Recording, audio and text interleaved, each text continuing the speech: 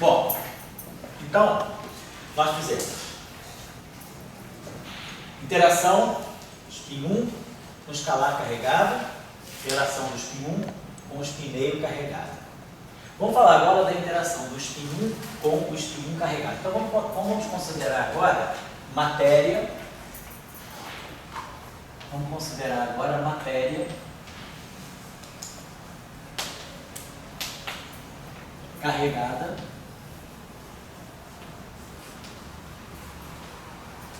de natureza. Dá para colocar o contrário, né? Matéria, vamos colocar assim, matéria bosônica vetorial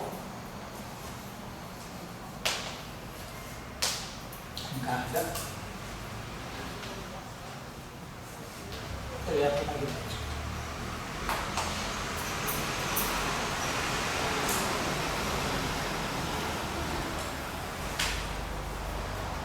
Então vamos pensar o seguinte, vamos supor que eu tenho um campo vetorial carregado. Vamos pegar um campo vetorial e eu tenho um campo WI. Suponhamos que esse campo então ele seja vetorial aqui, massivo e carregado. Então eu quero que esse campo descreva o spin 1 carregado. Então, a gente põe para esse campo uma equação do tipo próprio. A equação desse campo seria uma equação assim. A gente define como a gente faz no campo, no caso do campo eletromagnético, WI, a gente vai definir então o field strength também, que vai ser DI, WI, menos DI, WI. Essa interação, esse field strength. E a equação de campo para ele é essa equação aqui. DI, WI, mais, vamos dizer aqui, um parâmetro psi, WI, igual a zero.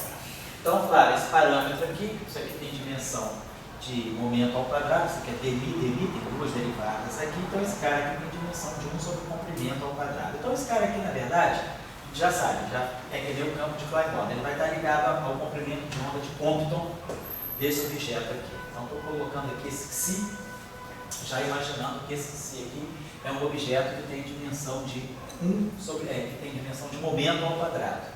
Portanto, se ele tem dimensão de momento ao quadrado, ele vai fazer papel de um comprimento de onda de Compton. Então seria a equação. Se eu tirar o DI dessa equação aqui segue imediatamente essa condição aqui. Só tirar a divergência DI aqui, isso aqui é simétrico, isso aqui é antissimétrico, sai DI WI igual a zero. Essa condição aqui é a condição que está me garantindo que esse campo não tem modo longitudinal, né? A componente de spin zero dele seria zero. A própria equação de campo está matando isso. Então eu estou descrevendo um campo livre, vetorial, massivo e carregado. Então isso é interação eletromagnética. Vamos falar agora da interação eletromagnética dele. Então, o que eu vou propor para chegar a essa ação aqui, essa equação de movimento, ela sai dessa ação aqui.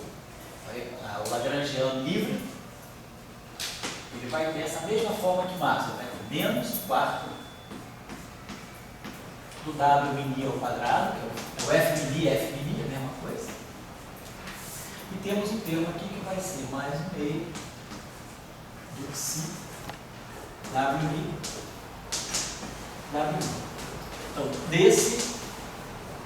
dessa densidade de Lagrangiano aqui livre, sai aquela equação de campo, que é chamada de equação de campo de Proca, que é um campo vetorial massivo, e automaticamente essa condição é consequência da própria equação de campo. Então, esse Lagrangiano aqui dá origem àquela equação de movimento. Claro que esse Lagrangiano aqui, agora, devido a esse termo, ele não tem mais a simetria de gauge. Essa simetria de gauge aqui, a simetria de calibre, que era típica do campo de Maxwell, ela é perdida por causa desse termo aqui, que está ligado à massa do campo.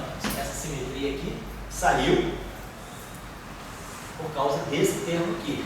Mas, de qualquer maneira, esse Lagrangiano, mesmo sem essa simetria, essa condição aqui aparece, não como uma fixação de calibre, não é fixação de gauge, é simplesmente consequência da equação de campo, certo? Só para aplicar a divergência daquela equação, que aquela condição ali sai. Então, eu estou descrevendo um objeto massivo livre.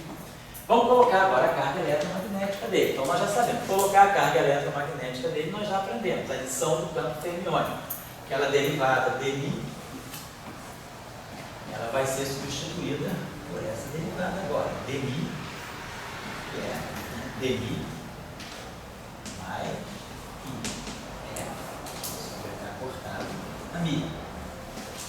Então, nós temos que definir agora esse objeto. Então, o nosso tensor de intensidade de campo, né? Agora, só uma coisinha só.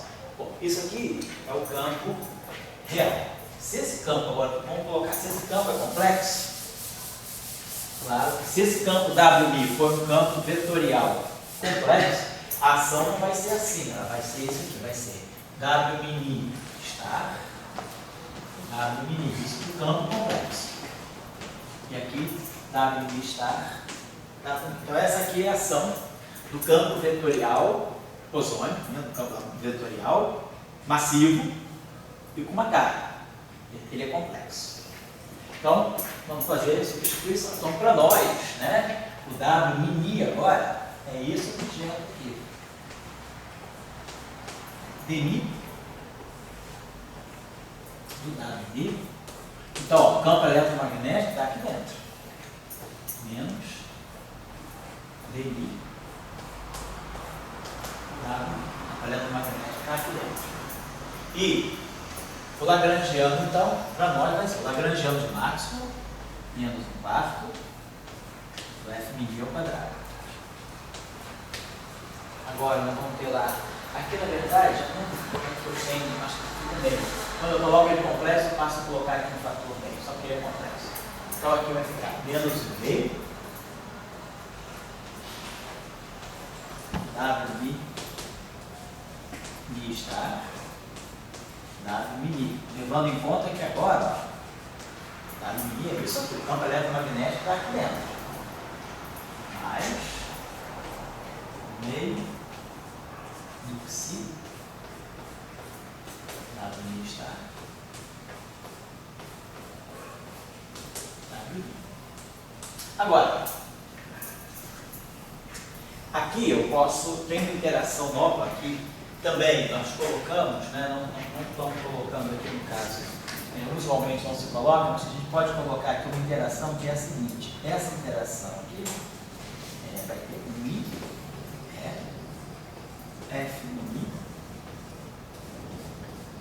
W, estar, W. Então, essa interação, aqui, ó, tem variantes de calibre, porque a transformação de calibre, a transformação de gauge desse campo, é uma transformação de fase. Ele é um campo de matéria, então, como é o caso do campo fermiônico, e como no caso também do campo escalar, a transformação de calibre, ela chega no campo de matéria através da transformação de fase. Então, a transformação fica sendo a transformação eletromagnético, calibre eletromagnético desse campo aqui é menos, como a gente tinha visto, I sobre H cortado, e aqui o WI. Então, essa fase aqui cancela essa, o F é invariante, então esse termo aqui é invariante de calibre. Então, esse termo aqui é legítimo colocar nessa equação. Esse termo aqui tem duas observações interessantes sobre ele. Esse termo ele é importante para ele restituir ao campo vetorial carregado a razão giromagnética igual a 2. Quando a gente fala de partículas relativísticas, né, nós sabemos que quando a gente fala do momento magnético de um objeto carregado, o momento magnético ele é dado. Aqui nós temos a razão giromagnética, o fator de Landé, temos aqui uma espécie de magnetron de vórtice, vou colocar aqui a carga, o E, H cortado, sobre a massa da partícula, 2N. É bom até tirar essa H cortada aqui o E, 2m, e aqui o spin. Então, o momento magnético intrínseco de uma partícula com spin S é dado desse modo. Claro, no caso do elétron, né, o operador de spin do elétron é H cortado sobre 2, sigma, né? E a razão giromagnética é 2, então o magneton de Bohr que sai daqui é H cortado sobre 2m, que é o que dá basicamente, é o magneton de Bohr, que é o momento magnético intrínseco do elétron. Por exemplo, no caso do objeto de spin meio, se aqui for a massa do elétron. Então tá lá. A razão giromagnética é 2. Então, nas teorias relativistas, uma propriedade, todas as partículas relativísticas carregadas, elas têm razão giromagnética igual a 2. Por quê? Pela equação de Dirac, a gente vê que para o elétron, automaticamente o G sai igual a 2. No caso do campo bosônico vetorial, se eu não colocar esse termo aqui, a razão giromagnética dele sai de 1. Se eu colocar esse termo, então esse termo aqui que confere ao bóson vetorial carregado a razão giromagnética G igual a 2 correta, no caso relativístico. Então esse termo aqui é muito importante, porque ele é o termo basicamente que corrige a razão giromagnética do bóson vetorial carregado. Então, essa é a interação eletromagnética de um bóson vetorial carregado. Então, se nós formos olhar, deixa eu marcar isso aqui, se nós formos olhar aqui a estrutura, né, de equação de Maxwell, vamos olhar então a equação de campo. A equação de campo desse objeto WMI, ela vai ser dada desse modo. Então, se eu variar aqui, eu vou produzir um termo que vai ser dmi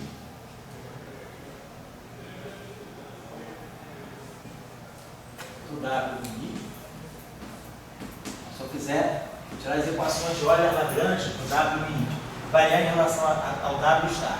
Então vai sair esse termo dmi do WMI, vai sair esse termo aqui, mais o meio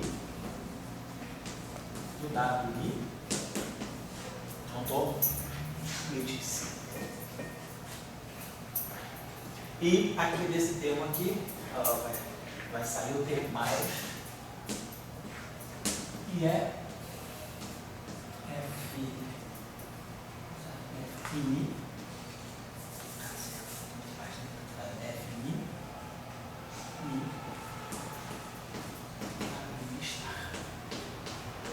Então essa aqui é a equação de Euler-Lagrange para o campo vetorial carregado na presença do campo eletromagnético. Mas agora as equações de Maxwell. As equações de Maxwell, daqui não vai sair nada. Por quê? Porque aqui não tem um amigo, aqui tem amigo. Aqui vai sair alguma coisa. Então as equações de Maxwell agora, elas vão para o primeiro termo, ela vai dar dmi e FMI. Quando eu variar esse termo aqui, ó, esse termo aqui tem campo de Maxwell aqui dentro. Quem é aquele objeto lá, aquele termo lá? Quem é o meu W mini? Ó? Aquele termo W mini, se eu olhar bem, ó, é dmi WMI menos dmi WMI mais I é a mi WMI menos I é a mi WMI. Então isso aqui é o meu WMI. Aqui, ó. Se eu agora pego isso aí, WMI star, WMI, então vamos pegar aqui o meu WMI star. Tá aqui, ó.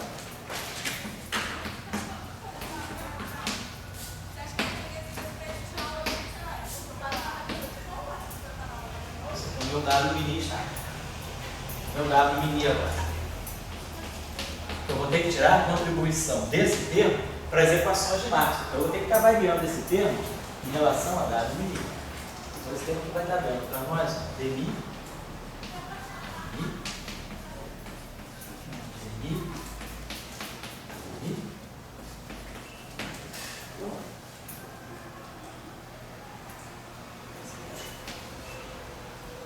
bom, que eu acho que é sobre a cortada, eu esqueci.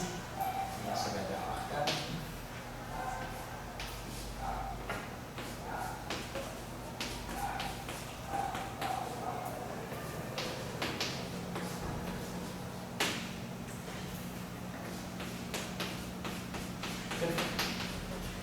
fizer esse produto aqui, eu vou ter, ó, esse termo todo aqui, vou botar esse termo todo aqui,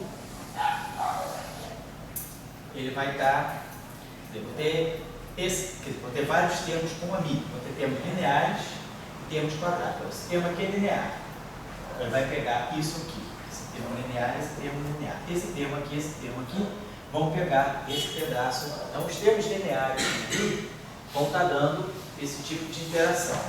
O amigo, né? Pegar esse termo linear aqui, ele vai estar me dando essa corrente, essa contribuição aqui. Agora eu vou ter termos quadráticos também aqui, ó. Quando eu fizer a interação aqui, ó, eu vou produzir aqui como seria o φ estar φ. Então eu vou produzir aqui nas equações de Markov, eu vou produzir termos aqui, vou produzir uma classe de termos aqui, que são os termos que vão depender do potencial. Os termos que vão, quando eu fizer a variação em relação ao potencial eletromagnético, os termos que são quadráticos, ó, esses termos aqui, todo setor quadrático, vai sobrar um A, que é o termo que vai ficar desse lado direito aqui. Depois eu vou ter os termos lineares, ó, esses termos aqui, vezes esse setor aqui, e esses termos aqui, vezes esse setor aqui, vão ser os termos lineares em A, que é o que vão ficar do lado direito, como se fosse a corrente de matéria pura. Então eu vou ter esses dois tipos de contribuição. Um termo típico que vai sair daqui, por exemplo, vai ser esse termo aqui, ó. W mini, tá? Só para a gente ter uma ideia. E é sobre H quadrado. W e está. O que você chama de matéria? Matéria? É. Eu estou dizendo que é o que não é o campo eletromagnético. É aquilo que não é o campo eletromagnético e é aquilo que carrega a carga. É o campo carregado. É o campo que tem a transformação de fase, que tem a carga eletromagnética. Isso eu estou chamando de matéria. Você não poderia dizer que a carga elétrica, você está querendo ir além do Maxwell, né? Então você está dizendo, bom, o que é Maxwell? Maxwell é o spin-meio e fóton. E daí, bom, então agora eu estou querendo botar spin zero, estou botando spin 1, cara. Mas você poderia também pensar, bom, eu estou vendo quem é condutor da carga elétrica. Será que o condutor da carga elétrica é só o elétron? Ou pode ser o fóton, um fóton massivo, um fóton carregado, isso aí. São condutores da carga elétrica também, assim, quer dizer. Então, eu só estou querendo. Apenas maneira de palavrear, né? Em vez de ser matéria, um outro condutor da carga elétrica se dá. Você pode dizer, é o spin 1 carregado? Isso você quer dizer? Eu quero dizer o seguinte, eu estou pegando uma carga elétrica. Daí você vai dizer, eu tenho um modo de conduzir essa carga elétrica, através do fóton. Mas esse, um fóton sem massa. Por que eu não posso ter um outro modo de conduzir a carga elétrica, já como o fenômeno da carga elétrica, um fóton massivo? Daí, por que eu não posso ter um outro modo, outros fótons carregados? Também estariam conduzindo essa carga elétrica. O meu fenômeno é a carga elétrica e como eu conduzo ela. Vamos fazer o seguinte, eu vou querer tocar nisso sim. Só que eu vou tocar isso na próxima aula. Nós vamos começar a falar o seguinte, quais são as auto-interações do spin 1? Que aí a gente vai discutir essa questão. O fóton, como é que o fóton pode auto-interagir? Ou como é que o fóton, quer dizer, aqui eu estou fazendo a interação do fóton com outro tipo de objeto distinto, que eu estou chamando de matéria. Que agora eu estou chamando a atenção, estou chamando de matéria carregada, o campo vetorial massivo, W, que tem a sua própria carga e que ele interage com o campo eletromagnético que ele é carregado. Mas a questão que eu vou colocar na próxima aula é, e se eu quisesse interagir, introduzir auto-interação no fóton? Tipo de fóton. Vou ter agora família de fótons que vão auto-interagir. O que pode sair daí? Eu posso ter uma física consistente aí ou não? Vamos chamar a atenção para isso aí depois. Então essa interação, estou voltando aqui, tirando as equações de Euler-Lagrange agora para o F mini, para o campo eletromagnético, esse setor aqui, então, ele depende linearmente de A, e depende... Assim, completando, eu vi o seguinte, um pouco eletromagnetismo, uma palavra simples, é conservação de carga. Sei. Isso seria eletromagnetismo. Só que se essa conservação de carga ela é só feita pela caixinha do fóton, Ou pode ter uma caixinha com foto na sua, que é uma palavra muito estranha. Sei. E com esses dados está então você estaria. Ou seja, qual é a maneira mais geral que eu poderia transmitir a interação eletromagnética? E conservando carga. Conservando a carga. O que é fundamental para você dizer, bom, manter a conservação da carga elétrica. Legal, vamos discutir essa questão na próxima aula.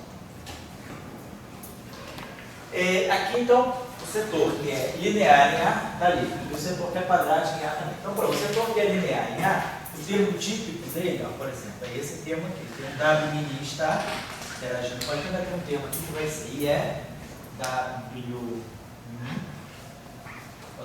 W mini, W mini, Mi está. Aqui, ó, vai ser um termo desse tipo. Eu vou derivar em relação ao A, vai sobrar um W mini com um W. Aqui é a mesma coisa, vai sobrar um termo W mini com e vão sobrar esses termos aqui, o complexo conjugado disso aqui, menos IE sobre H cortado, W mini está, W mini. Depois eu vou ter termos quadráticos, né? Os termos quadráticos eu vou colocar do lado de cá. Então vamos colocar, então vamos ainda pegar esse termo linear, esse termo aqui é linear. Então esse termo aqui vai ficar DI, quando eu fizer a variação, aqui em relação a W, né, W está, vai produzir um F mini W mini. Então vai produzir um termo aqui, que vai ser mais, né, IE, F mini, F mini, W mini, quando eu variar em relação a mim, vai dar um W mini está. Aqui só prestar atenção numa coisinha, só para ver. Se eu pegar o conjugado complexo desse termo aqui, ó, pegando esse termo aqui, pegar o conjugado complexo dele é menos IE, o campo eletromagnético é real, e aqui eu vou ter W mi estar. Pegando o conjugado complexo desse termo.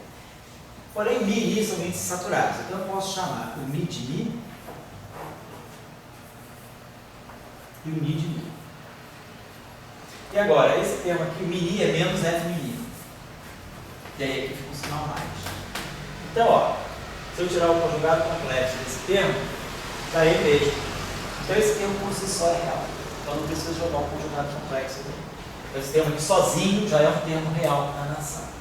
Então quando eu fizer a variação em relação ao W mini está dando esse termo. Se a variação em relação ao W, variando em relação ao W está. Não variando em relação ao W, tá certo? Está me dando, não está legal. O F eu estou variando em relação ao. Estou dando a equação de massa. Então tem que variar, tá certo? Estou variando isso aqui em relação a Mi, perdão. Então quando eu variar isso aqui em relação a Mi, eu vou estar produzindo um termo assim, dmi delta Mi, W Mi está, W Mi. E aí, menos, né? Eu vou ter que pegar o outro termo dele. Mas esse termo aqui, então, eu faço a integração por partes. Então esse termo aqui, perdão, ele vai estar dando para nós, esse termo aqui, na equação do F está aqui, na equação do W. Agora na equação do F, na equação de massa, esse termo vai estar dando para nós, então, mais I. O índice de aqui vai ficar DI, o W Mi está, W Mi. Então isso aqui igual agora o termo quadrático. Então aquele termo que vai ser o termo aqui vai ficar E2 sobre H cortado ao quadrado, vai ser um que linear, tá certo. Bom, vou deixar aqui, deixa eu colocar aqui a termo, ainda tem que colocar aqui em cima. Vou deixar para esse lado aqui mais. Então, vamos ter o termo aqui que vai ser W está W. Tem um tipo desse tipo assim, abrir, W está e abrir, W está. Quando a gente está variando em relação ao amigo, eu vou produzir esse termo aqui. Produzir a única da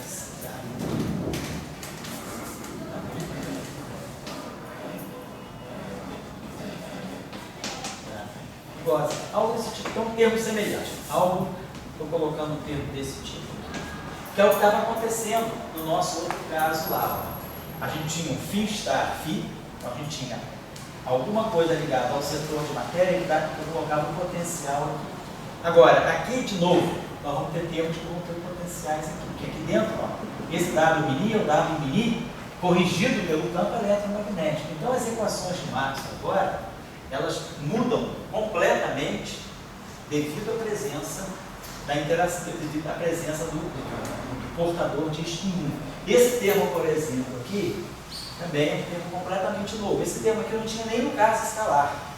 O campo escalar é porque tem momento magnético. Então esse termo aqui é um termo típico, como eu falei com vocês, que corrige o momento magnético de uma partícula de spin 1.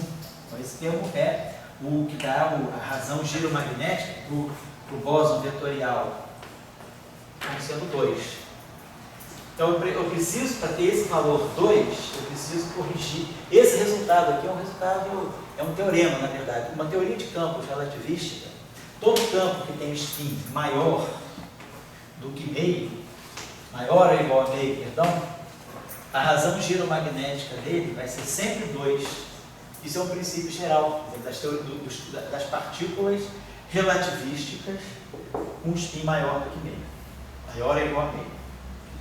Então, sem esse termo aqui, isso aqui não acontece. Então, esse termo aqui é um termo que corrige a razão giromagnética do bóson vetorial.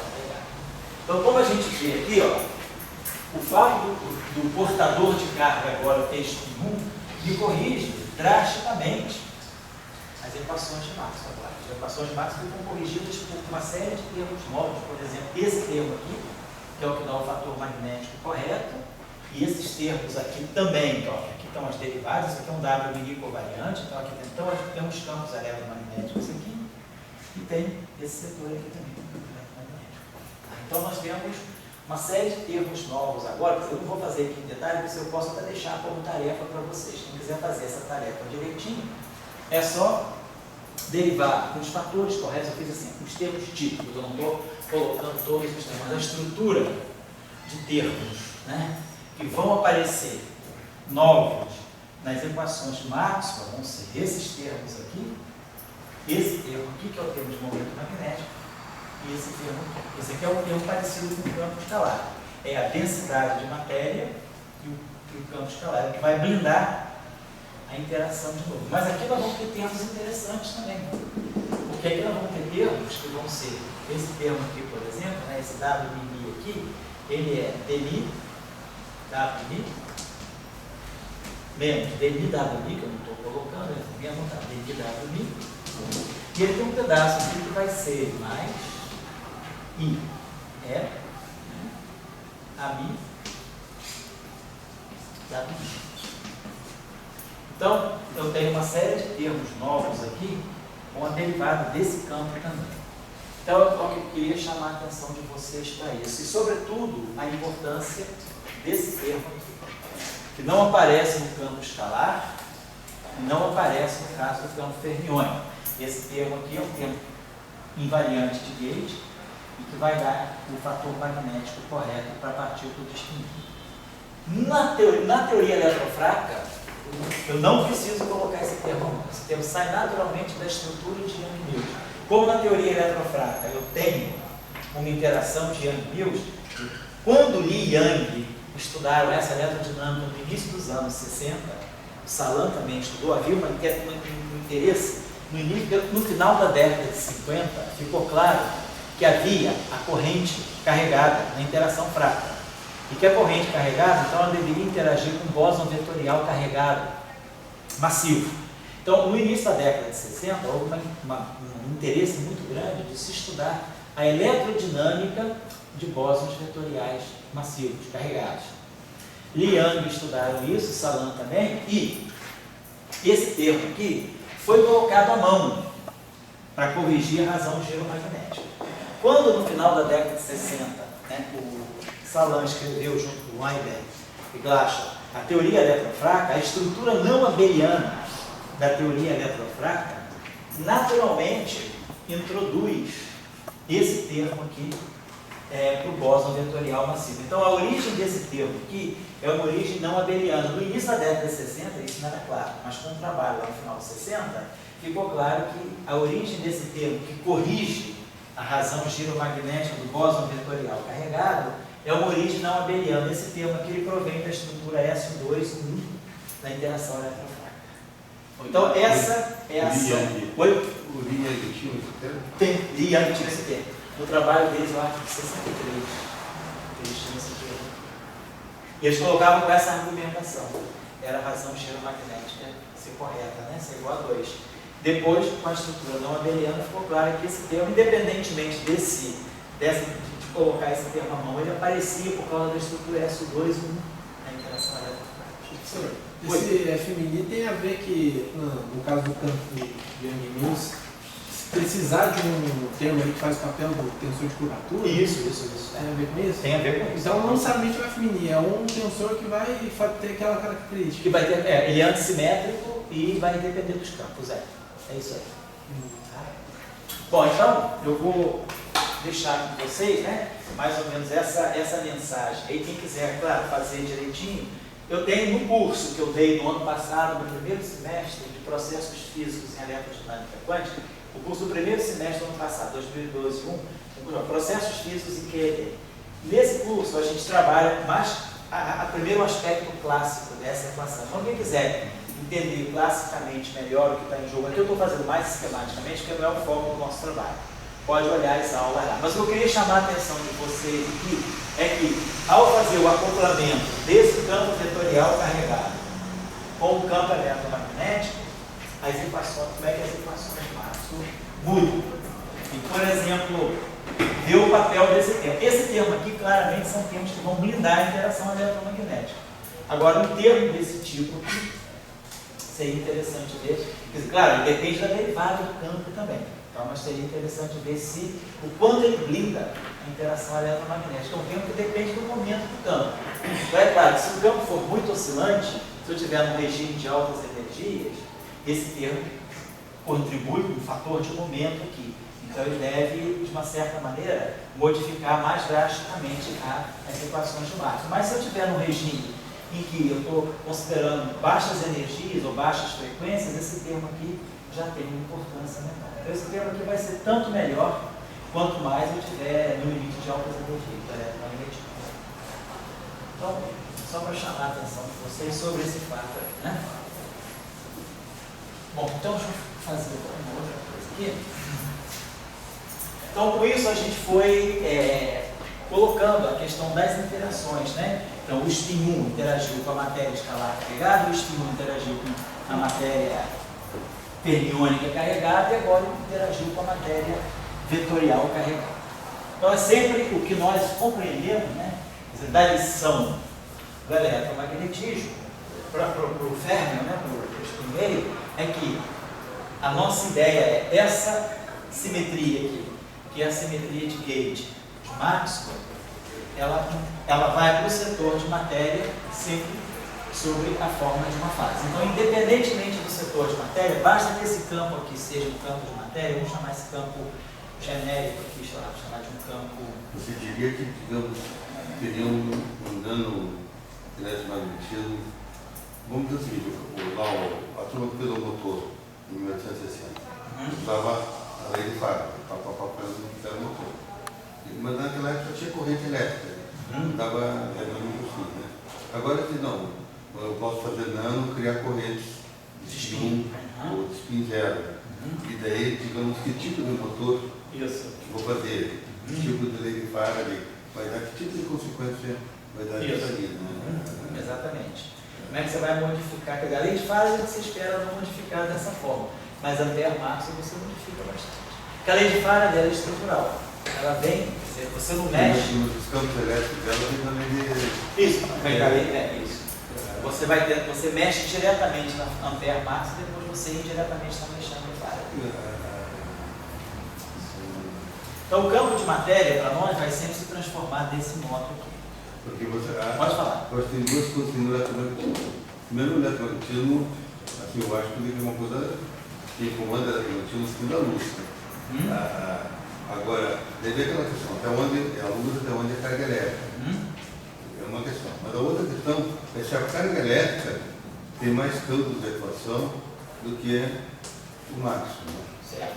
Então, eu acho que nisso, como eu falo, né, a pergunta é importante. De que maneira, usando a conservação da carga elétrica, eu posso botar uma cesta de coisas? Que cesta de coisas? O que você pode colocar para a interação eletromagnética? Cesta de coisas. Você está falando aqui só para o futuro do W. Você não pode botar um W de spin zero. Certo. Desde que eu estou falando, princípio geral é um só, conservação de carga elétrica. Então você tem partículas de spin zero, spin 1, etc. Nada é proibido. Portanto, você é o mais elétrico possível. Certo. Nós vamos ver coisas interessantes. Na próxima aula, por exemplo, nós vamos ver por que nós não estudamos ainda o spin 3 meses nem o spin 2. Porque a Ana Paula, vocês vão estudar o spin 2. Na próxima aula, nós vamos estudar o spin 2. Então, por exemplo, o spin 3 meses. Nós vamos ver na próxima aula que se a gente for escrever uma ação para o campo de spin 3 meses, nós vamos pegar um campo tipo Dirac, mas é só que ele tem spin 3 meses. É fermiônio carregado com spin 3 meses. Se nós colocarmos a interação eletromagnética nesse objeto, a gente vai ter uma inconsistência muito grande. Então, como é que eu posso descrever a interação eletromagnética de um objeto de spin 3 meios? Porque cargas de spin 3 meios, elas são problemáticas. O que significa a interação eletromagnética de um spin 3 meios? Eu corro risco sério de violar a causalidade. Pelo fato da carga ter spin 3 meios, pois não. Tem alguma partícula que tem spin 3 meios? É só ressonância. Partícula elementar não se descobriu ainda. Elementar não. Só ressonância bariônica de spin 3 meios. Partícula fundamental não. Então, você vai voltando, uma partícula elementar de spin 3 meios carregada, a interação eletromagnética dela é muito sutil. A gente vai estudar isso na próxima aula. Então, o que eu estou querendo chamar a atenção de vocês é justamente para esse fato, o quanto o spin ele é percebido pela interação eletromagnética. Então, fala aí. Eu acho que você falou, mas eu não entendi. Não, fala aí. Quando você diz que a carga se conserva, isso aí sai bonitinho, está relacionado com essa crítica ali. Isso. Quando você tem cargas de vários spins, a conservação precisa ser por spin, quer dizer, eu posso transformar spin 0, spin 1, spin 1, spin meio. Ah, não, a conservação é por spin. Cada setor separado. Isso, cada setor, a não ser que você possa também ter interação entre eles. Se você fizer o seguinte, cada spin separado interage com o campo eletromagnético, então você vai ter uma lei de conservação para cá. Agora, se você começar a fazer, o cara de spin 1, ele pode também ter uma interação com o cara de spin 0. Então aí você vai Eles ter. poderiam trocar carga. Porque no fundo, tem nesse tipo de exemplo que quando você diz que um cara é composto por cara mais elementar, está acontecendo isso. Está acontecendo no fundo é isso, você está trocando cara. Tá. Exatamente, é isso mesmo. Tá, isso. Tá?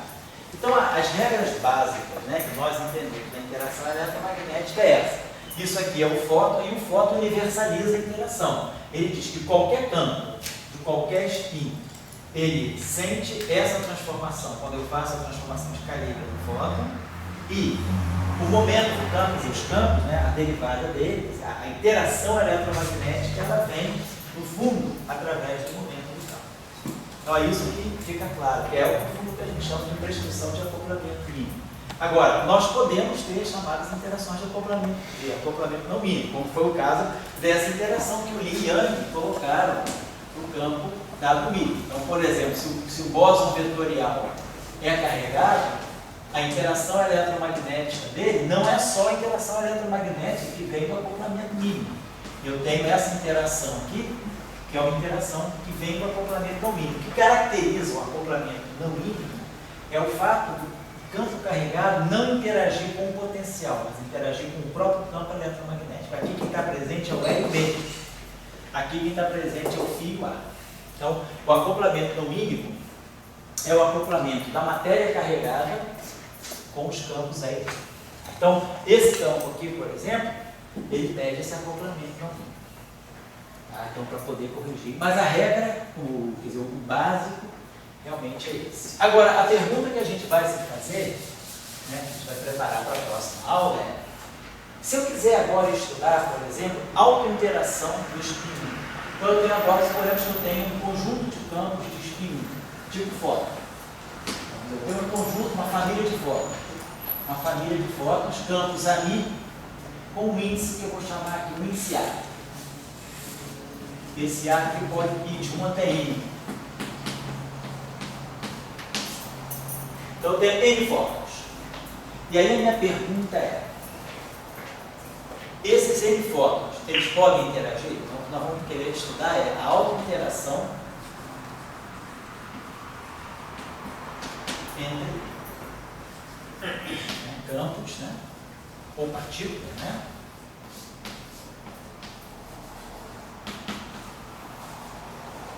Com spin.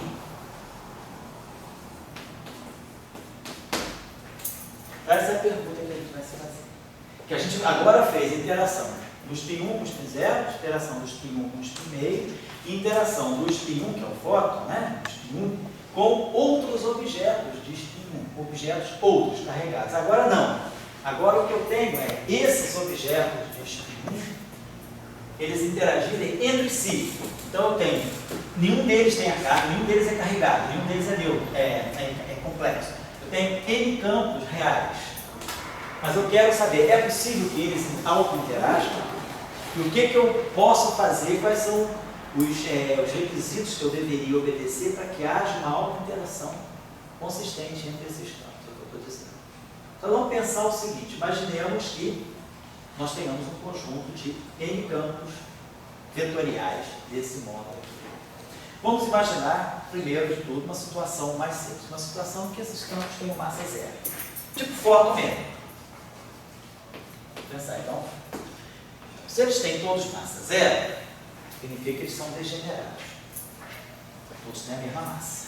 Então, se tem uma degenerescência, tem um conjunto de campos, e eles são degenerados, é natural que essa degenerescência seja fruto de uma simetria. Deve haver uma simetria interna que liga esses campos. Então, eu vou imaginar o seguinte, que eu tenho, vou construir uma ação que seja invariante, uma transformação desse tipo. Vamos dizer assim, a linha Mi A seja uma matriz RAB, a Mi B. Ou seja, eu tenho uma transformação de simetria. Eu vou fazer assim, vou chamar esse índice aqui de I, que depois eu vou precisar mudar, vou chamar esse índice aqui de I. Nada, só tudo. Então, eu tenho esses campos aqui,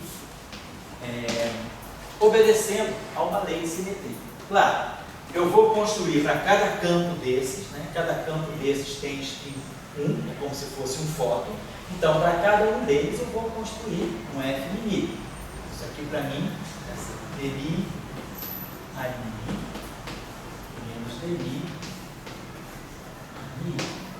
E aí, é claro, eu vou poder produzir um lagrangiano para cada um desses objetos separadamente, menos um quarto do F mini, F mini. A pergunta é, se esse lagrangiano tem aquela simetria, qual é a condição sobre aquela simetria? O que aquela matriz R tem que ser? Então é só colocar aqui. Se eu fizer aquela transformação, fizer F', eu vou produzir aqui, então, se eu fizer isso aqui, e fizer invariância sobre aquele conjunto de transformações, para cada A linha, eu vou gerar um F'. Estou fazendo agora a transformação de simetria, porque o que me inspira a ter essa transformação de simetria é a degenerescência. Todos os campos têm a mesma massa, então nós sabemos já, a presença de uma degenerescência deve ser indicação da existência de uma simetria. Então deve ter uma simetria que ligue todos esses campos entre si. E aí eu estou vendo, então se eu tenho N campos, eles devem se misturar através de uma certa matriz R, N por N. Qual é a característica dessa matriz? Como é que eu tenho aquela invariância, né? Então, quem é o F' mini? Então, você perguntar menos um quarto, eu vou produzir um fator R e J, vou produzir um fator R e K, e aí aqui vai aparecer um F mini J e um F mini K. Estou aplicando isso aqui para o F mini e aplicando a mesma lei para esse F mini, por isso eu tenho II. Mas aí, claro, como esse índice aqui é saturado, para um eu coloco J, para outro eu coloco K. Então, para essa ação aqui ser invariante, eu quero que no final de tudo, isso aqui seja menos um quarto do F mini, F mini M, F mini M, né? Porra, tanto faz F mini I, F mini M, não importa. Eu quero aquilo ali, eu quero invariância. Eu tenho F' e F'. Se eu substituir os F', essa são invariantes. Para F' ou para F é a mesma coisa. Então eu tenho uma condição, que para aquilo ali acontecer, é preciso que essa matriz aqui dê um delta de JK. E se isso aqui for um delta de JK, esse J fica igual a esse K, fica JJ, é uma coisa aqui. Então a simetria está me pedindo que essa matriz aqui, quer dizer, que esses elementos de matriz, né, quer dizer, eu tenho R e J vezes R e K igual a delta de JK. Então, nós estamos usando o conceito de transposição, então isso aqui é R transposto, JI, R e K igual a delta de JK. Isso aqui é a identidade do elemento JK. Então, a condição é que essa matriz seja uma matriz ON, matriz ortogonal. Essa matriz aqui, basta por esse lagrangiano aqui vai ser invariante se eu tiver uma transformação do tipo ON. Então, vamos dizer, a degenerescência, todos têm a mesma massa, então deve ter uma simetria por trás. Para que esse lagrangiano seja invariante, então eu teria uma simetria ON. Vamos então pensar na simetria ON, ela não é uma simetria necessariamente contínua. Vamos pegar o setor contínuo. Vamos pegar então um caso contínuo que está aqui dentro do SON. Vamos supor que eu tenho um fundo algo desse tipo. Poderia ter uma transformação SON que eu apareço.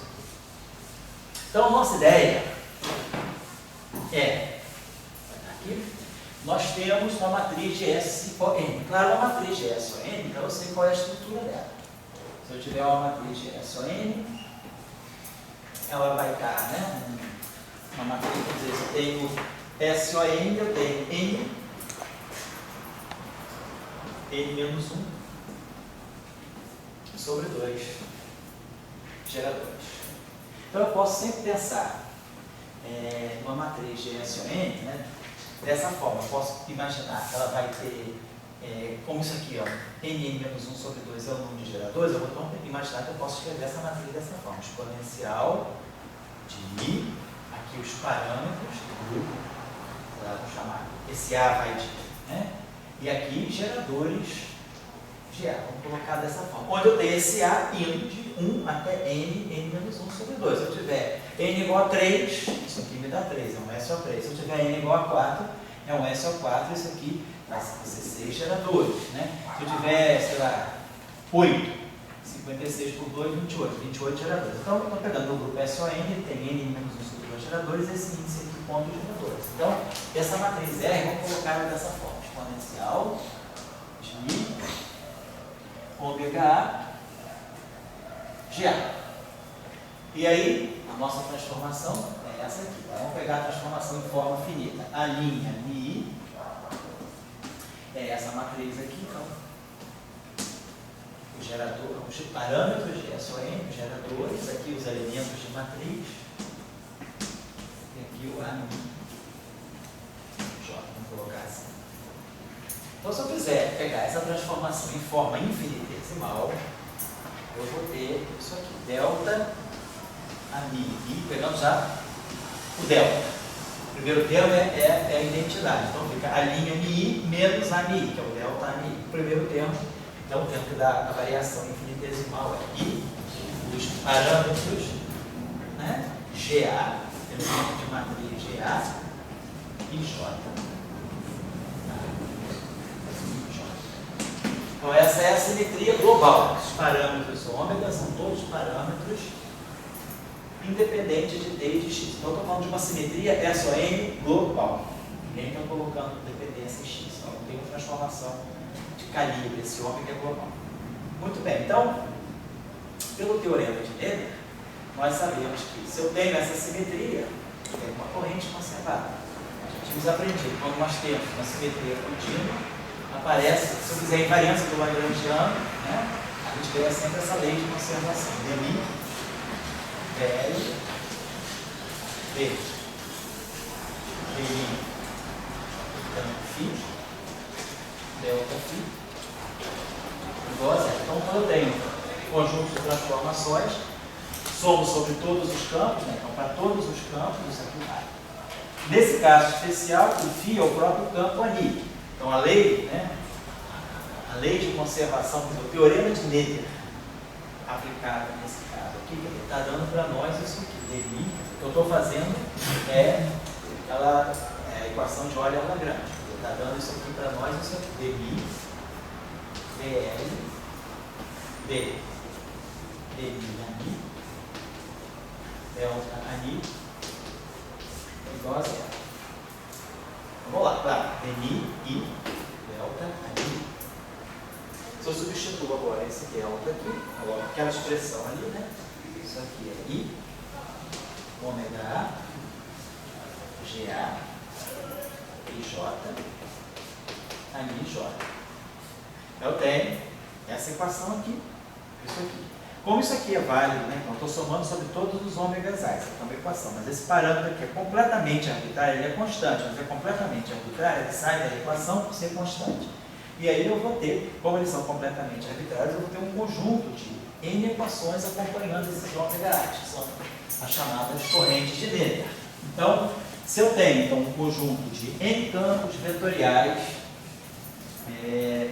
ligados entre si por essa transformação de simetria, eu tenho essa corrente aqui, uma corrente J-mi, essa corrente vai carregar, eu vou fatorar isso aqui, então eu vou ter dl dmi ani. Quando eu derivar o lagrangiano em relação a dmi ani, eu obtendo o próprio f mi. Então essa corrente aqui, ela tem essa estrutura, ela vai dar aqui um f mi, ni, é isso aqui. A derivada do lagrangiano em relação a dmi ani. Como meu lagrangiano é f mi, f mi, a derivada do lagrangiano em relação a dmi ani é a derivada, é f vezes a derivada do r em relação a isso. Então isso aqui está dando para nós f mi. Colocamos embaixo. E agora, quem é a variação? Vezes isso aqui. GA, elemento IJ, deu a mi J. Então, o que nós estamos dizendo é que essa corrente aqui, esse conjunto de correntes, então eu tenho essa lei de conservação. dmi, J, mi, A, igual a zero.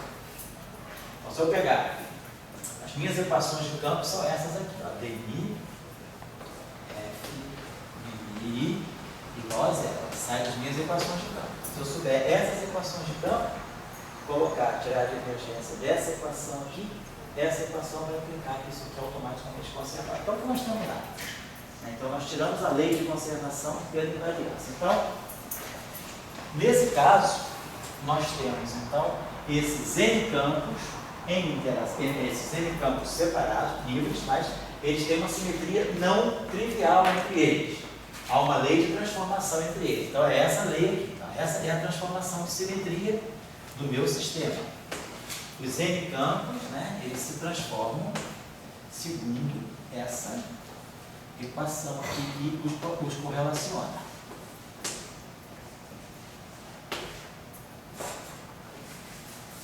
Então, isso aqui, essa simetria, essa lei de transformação, que é uma simetria do lagrangiano, que deu isso aqui para nós. Então, para cada gerador, eu tenho, então, n-1 sobre 2 correntes. Mas eu tenho n campos. Então, eu tenho como se eu tivesse n campos de fóton se transformando entre si, todos degenerados, todos com a mesma massa, e eu tenho uma lei de conservação. Agora, a minha pergunta é, esses campos podem auto-interagir? Eles, por enquanto, estão livres. Eu tenho, meu lagrangiano é f mini i, f mini i. Tem I com I. Então, eu tenho campo 1 com campo 1, campo 2 com campo 2, campo N com campo N. Agora, eu não tenho uma mistura de campo 1 com campo 2 ou vice-versa. Eu não tenho, então, auto-interação entre esses campos, uma interação entre esses campos. Então, eu preciso agora saber, eu posso construir um modelo em que esses campos venham auto-interagir? E se eu construir, quais são as características desse modelo? Essa é a questão que eu estou colocando. Então, nós temos, essa situação. Nós temos correntes conservadas e campos. nós já sabemos acoplar campos a correntes. Então, a nossa primeira, vamos dizer assim, nosso primeiro insight, para não dizer chute, seria a gente imaginar, eu tenho campos, e esses campos eu quero que eles auto-interagem, mas eu sei que um campo vetorial, nós vimos lá a lição que nós aprendemos no eletromagnetismo, um campo vetorial, por simetria e por argumentos de invariância de Lorentz, ele pode interagir com uma corrente desse tipo. Isso aqui é uma interação entre essa corrente e esse campo invariante de Lorentz. Então, nesse caso, seria razoável se eu pensasse, muito bem, minha densidade lagrangiana, eu começo assim, tudo livre, menos um quarto do F mini e F mini, está tudo aqui sem interação, é I com I. Mas eu sei que eu tenho uma corrente J-MA. Então eu poderia, então isso aqui é livre, lagrangiano dos campos livres. Agora eu poderia pensar num lagrangiano de interação. O protótipo da interação é a corrente acoplada no campo. Então eu poderia pensar, eu tenho corrente J-MA. Eu vou acoplar com os meus campos amigos. Só que meus campos, eles têm índice I. Então eu preciso para ter um invariância. Isso aqui dá invariância de Lorentz, I com I. Mas isso aqui não me dá simetria. Eu preciso ter AA ou II. Então, o que é estrutural são as correntes, porque as correntes estão ligadas ao grupo de simetria. Esses campos aqui são apenas uma representação n-dimensional do grupo. Mas o que é fundamental, quer dizer, a corrente é que carrega a noção do que é o gerador do grupo, né? Quer dizer, esse índice A é que é o índice que dá a natureza do grupo. Então a gente pode pensar o seguinte, eu posso introduzir interação aqui. Os A estão aqui, dentro desse jogo. Então se eu jogo um termo desse tipo, eu tenho A aqui, tenho A aqui, e tenho esse A aqui, eu vou ter uma interação cúbica, eu tenho 3 campos A. Mas para isso, eu precisava que esses dois índices também batessem. Então, a primeira imposição que a gente faz é identificar o índice I com o índice A.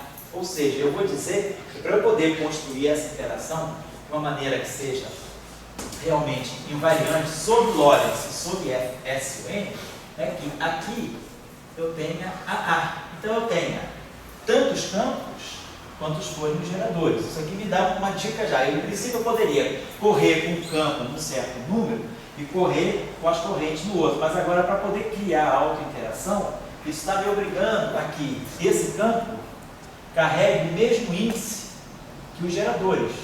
Então, quando o campo carrega o mesmo índice que os geradores, a gente diz que o campo está na representação adjunta do grupo. É a representação caracterizada pelo índice do gerador. Então, eu vou colocar o meu campo na chamada representação adjunta. Então, se os campos estão na representação adjunta, eu tenho uma chance de introduzir uma auto-interação. Então, eu vou pensar o seguinte, eu vou pegar, toda interação tem que ter uma constante de acoplamento, para marcar o quanto a interação é intensa ou não, bota uma constante de acoplamento G. Vou pegar a corrente da simetria, ela é bilinear nos campos, eu vou acoplar a corrente no campo, a minha. E aí, é claro, eu vou agora olhar, será que esse termo aí continua sendo invariante? Então é só olhar.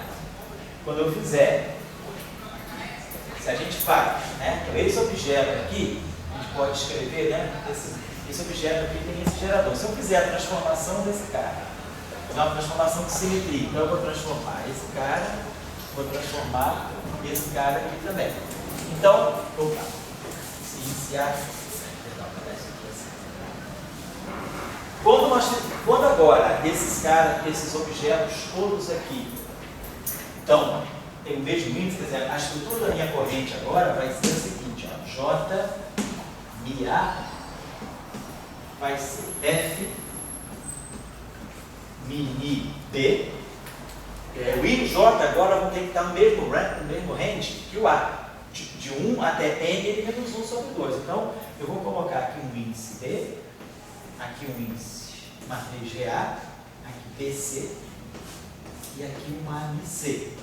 Então, isso está me dizendo o quê? Que essa matriz aqui vai ter elementos, quer dizer, eu tenho tantos geradores quanto forem as linhas e as colunas. Essa matriz aqui, eu tenho n menos 1 sobre 2 matrizes, e cada matriz é n menos 1 sobre 2 linhas, n menos 1 sobre 2 colunas. A representação adjunta é caracterizada por esse fato, é caracterizada pelo fato de que o número de geradores coincide com a ordem da matriz.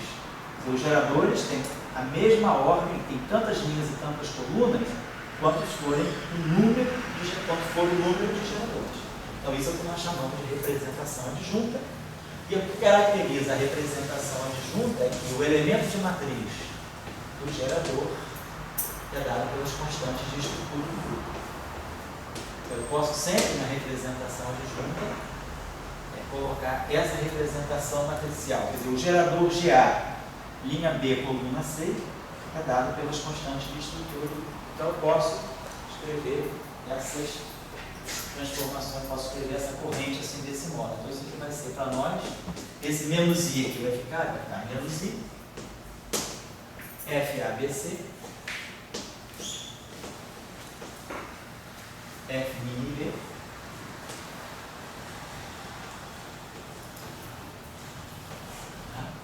está errado aqui, A e C. Então tá lá. Vai dar aqui. E aí agora, claro, sabendo, eu sei quem é a transformação do A, então quer dizer, quem é a transformação do A, Mi, pronto, do A, Mi, A. Nós tínhamos visto, ela era I, ômega, vou botar aqui no A, Mi, B, era I, ômega, A, GA, BC, A, Mi, C. Então, isso aqui agora eu sei que são as constantes de estrutura, é menos I, F, A, B, C. Então, a transformação do meu campo, então se eu pegar esse campo aqui, A, Mi, C, a transformação dele vai ser delta A, Mi, C, vai ser menos I daqui com I daqui cancela, então vai ficar um ômega A, GA, por exemplo, CD, AMD. E se eu fizer a transformação do F em B, é só tirar a derivada disso aqui, vai ficar a mesma coisa. A derivada, a transformação do F em B vai ser ômega A, GA, B, você tá B, é o BD também, não faz, né? Então, beleza. Então, eu sei transformação desse, ser a transformação desse. Se eu fizer a transformação disso aqui, primeira ordem do parâmetro, vai ser a transformação desse vezes esse, mais esse vezes a transformação desse. Então, se eu fizer a transformação dessa corrente, então, se eu quiser substituir, vou fazer essa variação em primeira ordem, então vai ser delta disso vezes isso, mais isso vezes delta disso. Então, vão ficar dois termos. Vai ter uma constante de estrutura que vem daqui. Aqui eu está tudo aqui, né? Ômega, delta. Só que eu já poderia colocar aqui o elemento de matriz do G é o F. Então eu poderia já colocar aqui isso aqui como sendo menos I, F, A, C, D. E aqui menos I, F, A, D, B. Então eu não vou colocar agora, mas vocês podem colocar. Então, ao fazer a transformação desse objeto aqui, eu estou colocando, ao transformar essa corrente, a transformação de simetria dela vai seguir o mesmo padrão, vai ficar isso aqui.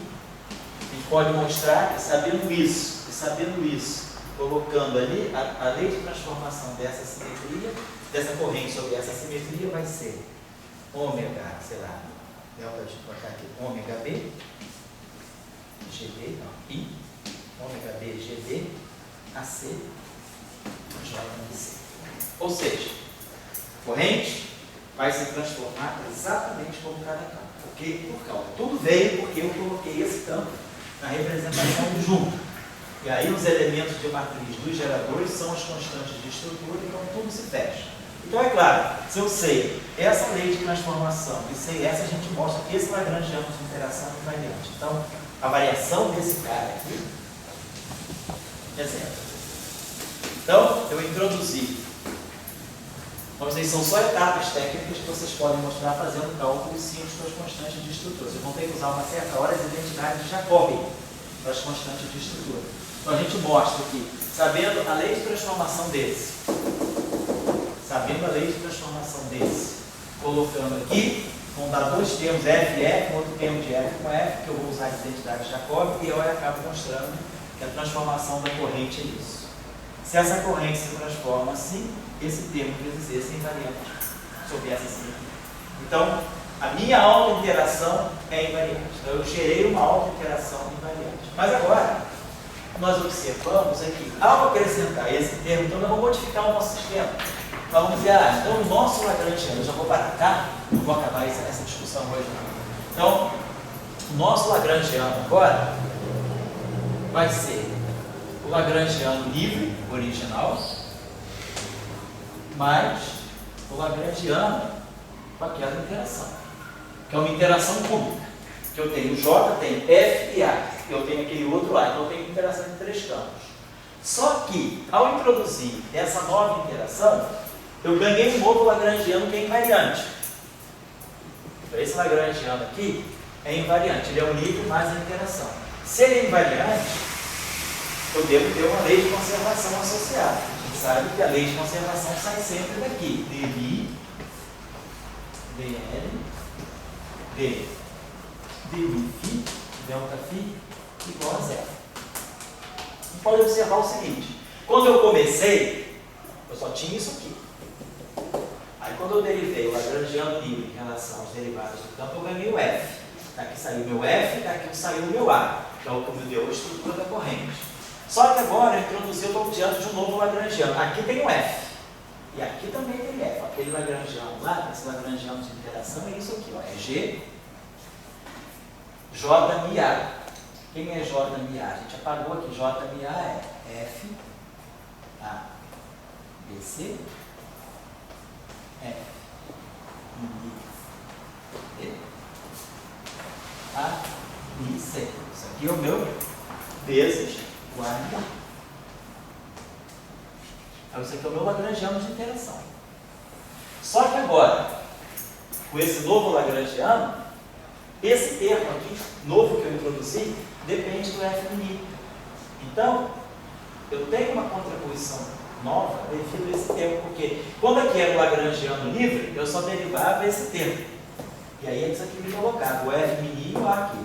Quando eu agora modifiquei o meu Lagrangiano, fui para uma segunda etapa, coloquei a nova interação. Então eu vou trabalhar com esse sistema que já inclui essa interação. Mas esse sistema com essa interação tem essa simetria. Se tem essa simetria, então ele tem uma lei de conservação. Está aqui. Mas só que agora, ao derivar L em relação a derivada do campo, eu tenho a contribuição que eu tinha aqui, que já vinha de antes, mas esse termo aqui é novo. Então, quando eu derivar esse termo aqui em relação à derivada do campo, eu tenho derivada do campo aqui. Então, vai aparecer aqui, ao rederivar a lei de conservação, eu vou ter a corrente original, então nós vamos ter a corrente que é F, ABC, F, mini B, A, mini C. Mas agora eu vou ter um termo novo que é de ordem G, que vai sair daqui. Ao derivar esse L aqui em relação a esse DDI aqui, isso aqui vai me dar uma coisa que é A. Então eu vou ter um termo aqui, estou só colocando esquematicamente, que é A, que vem daqui, quando eu derivar em relação à derivada do campo. Quando eu colocar aqui, ó, A, Mi, B, delta, A, Mi, B. Então quando eu derivar isso aqui em relação à derivada do campo, esse cara aqui me dá uma contribuição. Quando eu derivar em relação, vai me sobrar isso aqui, ó, AA. E aí esse delta A me coloca no outro A. Então eu estou ganhando um termo novo, depois de colocar essa interação, eu estou modificando a minha corrente anterior. É a corrente do problema original, mais uma corrente agora de ordem G. Então, vou fazer isso agora na próxima aula de detalhe. Nós vamos ter, depois de introduzir a autointeração, eu checo a simetria. Continua simétrico. Mas a corrente muda. Por quê? Porque eu modifiquei o Lagrangiano com um termo que depende da derivada do campo. Então, o novo Lagrangiano, que mantém a mesma simetria, muda a corrente. Porque esse termo aqui alterou a estrutura da corrente. Então, ao introduzir a autointeração, eu modifiquei a corrente. Então, eu tenho uma nova corrente. Então, Só tem uma nova corrente, eu agora vou fazer essa nova corrente interagir com o campo. Então eu vou introduzir uma outra interação, que é a corrente desse passo, desse segundo passo, eu introduzi a alfa interação, mas a alfa interação me deu a simetria, mas a alfa interação modificou a corrente. Então eu tenho uma nova corrente. E aí essa nova corrente eu vou fazer a mesma coisa. Eu vou pegar agora a corrente anterior, que eu vou chamar a corrente do passo 2, e a fazer interagir com o A. Pego aquela corrente lá, faço interagir com o A. Então vão aparecer dois termos novos. Vai ficar esse A interagindo com aquele FA, vai me dar isso aqui. Mas vai aparecer um termo novo, que já tem esse GAA, e vai aparecer um GA. Então eu vou ter um termo agora que vai ser de ordem G2, e que vão aparecer 4. Porém, essa nova interação, ela respeita a simetria. Porém, eu paro aí. Por quê? Agora, o termo novo que apareceu, ele não depende de derivada do campo. Então, quando eu for reaplicar o teorema de Noether, eu não vou ter nada novo. Eu vou parar aqui. Então, nós vamos ver que após introduzir a segunda alta interação, meu problema se fecha. Eu vou ter até interação quântica. Porque a corrente que eu produzi agora, ela é esse termo, que é esse aqui, mais esse, vezes A. Então, o novo termo que eu introduzi, se eu fosse derivar agora uma nova corrente, ia dar a mesma que a anterior. Por quê? Porque eu não introduzi nenhum termo com derivado do campo. Eu introduzi um termo que só tem um campo. Então, nós vamos ver na próxima aula que a gente para aí. Então, eu consigo fechar todas as altas interações até o termo quártico. Então, eu parti de um termo quadrático. A primeira alta interação me deu um termo cúbico, FAA. Aí eu modifiquei tudo. Modifico inclusive a corrente. Jogo de novo JA. Produzo um termo novo que é G2AAA. Produzo um termo quártico em A. Com esse termo quártico em A, eu não altero mais a corrente. Então, se eu for para outro passo, eu já não tenho corrente nova, eu paro aí. O problema para por si só.